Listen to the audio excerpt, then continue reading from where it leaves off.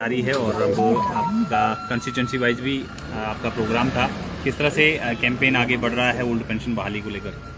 देखिए, सबसे पहले तो मेरा आप सबको नमस्कार और आप सबका दिल की गहराई से बहुत बहुत धन्यवाद कि मीडिया ने इस पेंशन के मुद्दे पे हर मोड़ पे हमें जो है साथ दिया है, हर मोड़ पे हमारा सहयोग किया है और हर कर्मचारी तक इस मुद्दे को पहुंचाने में हमारा सहयोग किया है। प्रदेश की आम जनता तक इस मुद्दे को पहुंचाने में हमारा सहयोग किया है। हम दिल की गहराई से मीडिया का बहुत बहुत धन्यवाद करते हैं। जहाँ तक बात पुरानी पेंशन बहाली की, आप सब देख रहे हैं कि हम लगातार इसके लिए मेहनत कर रहे हैं, लगातार इस संघर्ष को आगे बढ़ाने की कोशिश कर रहे हैं। हमारा क्रमिक अनशन ये आज 25वें दिन जारी है।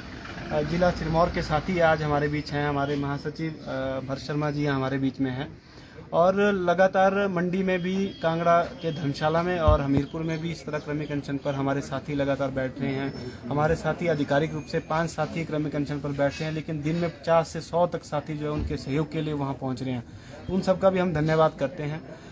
लेकिन यहाँ जो ये पुरानी पेंशन बहाली के लिए कई बार जो है राजनीतिक गलियारों से हम कई बात सुनते हैं। ये सारी बातें जरूर हो रही हैं, लेकिन हमें उम्मीद है कि हम जल्द पुरानी पेंशन बहाल करवाने में सफल होंगे। एक और विषय आज यहाँ एक जो हमारे बीच भाई ओम प्रकाश जी हैं, एक जो नारा लगा था खास करके 3 मार्च को एक बड़ा नारा लगा था और उसके बाद बहुत सारी राजनीतिक गलियारों में भी, देश प्रदेश में ये नारा भी, इवन विदेश से भी हमें कई बार हमारे जो रिश्तेदार या जान पहचान के लोग थे उनकी तरफ से मैसेज आया कि ये आपने कैसा नारा लगाया, इतना मतलब क्योंकि आपने तो एक अच्छे भाव में नारा लगाया था। लेकिन इसमें कितनी कंट्रोवर्सी भी हुई और हमारे साथियों के साथ जो है उनकी स्थानांतरण किए गए, एफआईआर की गई, बहुत कुछ उसमें हुआ, इसके आप सब साक्षी हैं। लेकिन मैं थोड़ा सा ये बताना चाहता हूँ कि ओम प्रकाश जी को आज हमने अपने राज्य कमेटी में प्रवक्ता नियुक्त किया है, जिसकी हम इन्हें बधाई देते हैं और उम्मीद करते हैं कि ये जो इनको दायित्व सौंपा है इस पे ये खरा उतरते हुए संगठन के जो जितने भी विषय हैं वो आप सबके समक्ष भी समय समय पर रखते रहेंगे और संगठन के लिए और इस संघर्ष के लिए काम दिल से काम करते हुए जोर सफलता की ओर इस संगठन को ले जाएंगे। पेंशन बहाली के मुद्दे को हमने लगातार पीछे से जितने भी हमारे आंदोलन हुए हमने उठाया। अब क्रमिक अनशन की बारी है और क्रमिक अनशन ये लगातार हमारा जारी रहेगा जब तक हमारी पेंशन बहाल नहीं होती। अभी हमने एक और कार्यक्रम रखा है 15 सितंबर तक, अगर हमारी पेंशन बहाल नहीं, क्योंकि हम जितने भी कार्यक्रम बनाते हैं हम ये भी सोचते हैं कि उम्मीद ये करते हैं कि उससे पहले अगर पेंशन बहाल होती है तो फिर हम जो है उसको धन्यवाद रैली में या कुछ इस तरह से सरकार का धन्यवाद भी करेंगे। लेकिन अगर कुछ नहीं होता है तो 15 सितंबर को हमने जो है एक वोट फॉर ओपीएस अभियान शुरू करने का एक निर्णय लिया है। ये हमारी राज्य कार्यकारिणी की बैठक बिलासपुर में हुई थी, उसमें हमने निर्णय लिया था। वोट फॉर ओपीएस का ये मतलब रहेगा कि हम वोट फॉर ओपीएस के लिए आम जो हमारे कर्मचारी हैं उन तक भी बात पहुंचाएंगे और आम कर्मचारियों के साथ साथ हम आम नागरिक तक बात पहुंचाएंगे। आप सब मीडिया के साथियों को मालूम है कि लगातार कमेंट्स के माध्यम से कर्मचारी और आम जनता इस प्रदेश की अपनी भावनाएं व्यक्त करती है कि वोट फॉर ओपीएस, लेकिन इसको हम ज़मीनी स्तर पर इस अभियान को ज़मीनी स्तर पर उतार रहे हैं। 15 सितंबर से हम शुरू कर रहे हैं। बहुत बड़ा ये हमारा एक कार्यक्रम पूरे प्रदेश में चलेगा और वोट फॉर ओपीएस अभियान का सिर्फ इतना सा मतलब होगा कि अगर वर्तमान सरकार हमारी पेंशन बहाल करती है तो हम वर्तमान सरकार के पक्ष में भी वोट कर सकते हैं। अगर पेंशन हमारी बहाल नहीं होती है तो सरकार को इसका जो कर्मचारियों की नाराज़गी है उसका सामना करना पड़ेगा और जो ऑप्शन हमारे पास उस समय चुनावों के समय होंगे हम उसके लिए वोट करेंगे। ये सारे विषयों को लेकर हम जो इस अभियान के दौरान सभी कर्मचारियों को और इस प्रदेश की आम जनता को बताएंगे कि ये वोट फॉर ओपीएस क्यों ज़रूरी है, एनपीएस में क्या खामियां हैं, एनपीएस की वजह से कर्मचारियों को कितना नुकसान हो रहा है, सरकार को कितना नुकसान हो रहा है, आम जनता को जो इससे नुकसान हो रहा है, जो एनपीएस की वजह से जो आम जनता को नुकसान हो रहा है, ये भी हम आम जनता तक बताएंगे। सर, हाल ही में अभी मंत्री विक्रम सिंह ने एक स्टेटमेंट दी है कि भाजपा ही ओल्ड पेंशन स्कीम को बहाल करेगी, इसीलिए मुख्यमंत्री बार बार दिल्ली जा रहे हैं। देखिए, मंत्री जी का हम धन्यवाद करते हैं। अगर इसमें 1% भी सच्चाई है तो हम माननीय मुख्यमंत्री महोदय और मंत्री जी से भी निवेदन करते हैं कि पुरानी पेंशन बहाल जो है जल्द से जल्द की जाए और अगर इस तरह के प्रयास है वो अगर अपने स्तर पर कर रहे हैं या सरकार अपने स्तर पर कर रही है, इसके लिए भी हम उनका धन्यवाद करते हैं। लेकिन ये निवेदन करते हैं कि लोकतंत्र में सरकार जो है 5 साल के लिए चुनी जाती है और बात अगर कर रहे हैं तो धरातल पे भी इसी 5 वर्ष के कार्यकाल में जो है पेंशन बहाल की जाए, अन्यथा कर्मचारियों की नाराजगी जो है वो बढ़ती जाएगी, क्योंकि बयानों से कर्मचारियों का पेट भरने वाला नहीं है। अगर काम करना है तो उसकी अधिसूचना भी प्रॉपर हो, और क्योंकि हम देख रहे हैं बहुत सारे विषय ऐसे थे जिसकी अधिसूचना माननीय मुख्यमंत्री महोदय ने घोषणा तो 4-5 महीने 1-1 साल पहले की थी, लेकिन अधिसूचना करवाने में हमारे साथियों को बहुत समय लगा।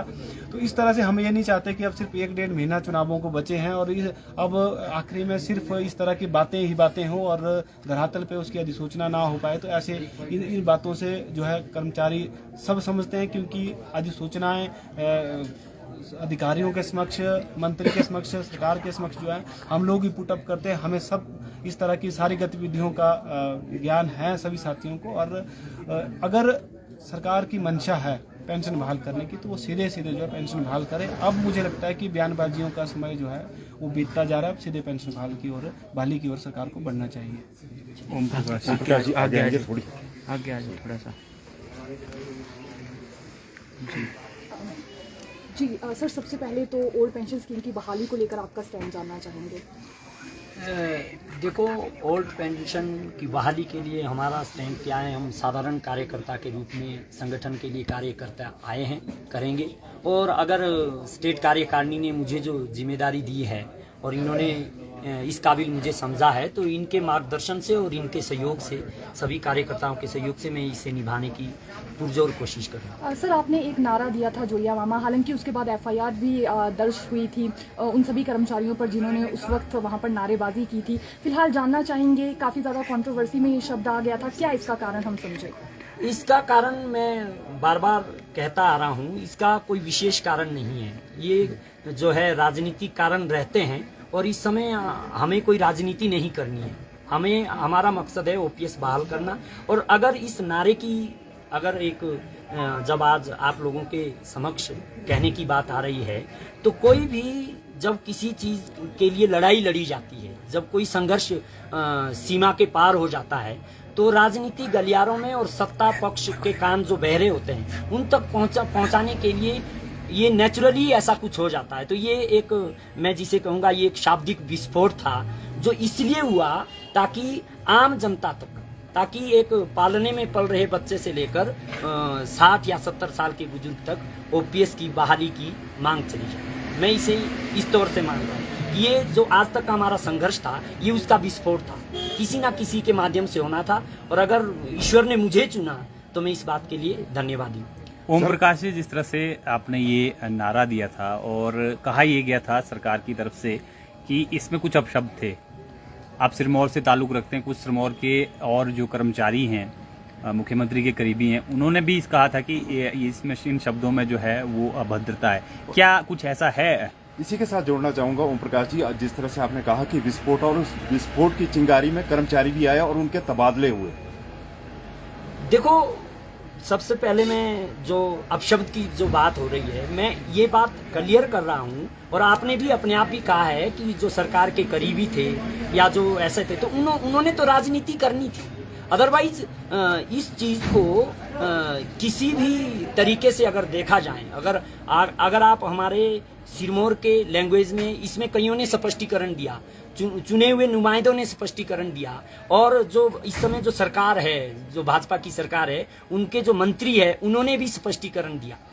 और विश्वविद्यालय के कुछ जो भाषा के जो विश्वविद्यालय में हमारे जो स्टूडेंट है, जो स्कॉलर हैं, जो भाषा के विषय में ही अपनी रिसर्च कर रहे हैं, उन्होंने भी इसमें काफी मंथन किया, तो इसमें ऐसा कुछ नहीं था और ना इसमें ऐसा कुछ है। और अब तो आपका प्रश्न इसलिए भी ये फीका पड़ जाता है कि अब तो मुख्यमंत्री जी खुद भी इस चीज को मान रहे हैं कि इसमें ऐसी कोई अभद्रता नहीं थी।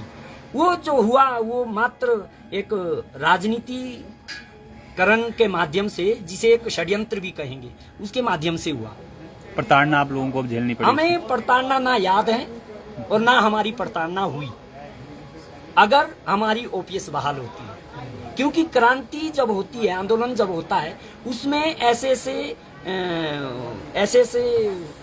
जिसे आप प्रताड़ना शब्द कह रहे हैं, ऐसे परिस्थितियों के लिए तैयार रहना पड़ता है और तभी मुकाम मिलता है। यानी अगर OPS बहाल होती है तो आप सब कुछ भुला के हम अभी भी उसको भुला चुके हैं। 3 मार्च की जो बात है, हम उसको भुला चुके हैं। हमारा मकसद है OPS बहाल करवाना, और लोकतांत्रिक तरीके से हम उसको बहाल करवाने की कोशिश कर रहे हैं। उस समय भी लोकतांत्रिक ही तरीका था और अब भी हमारा लोकतांत्रिक ही तरीका रहेगा अपने अधिकार को लेने के लिए। आपको लगता है कि अब चुनाव के लिए चंद दिन ही बचे हैं, लगभग 1 माह बचा है, तो सरकार क्या आपकी मांग मानेगी?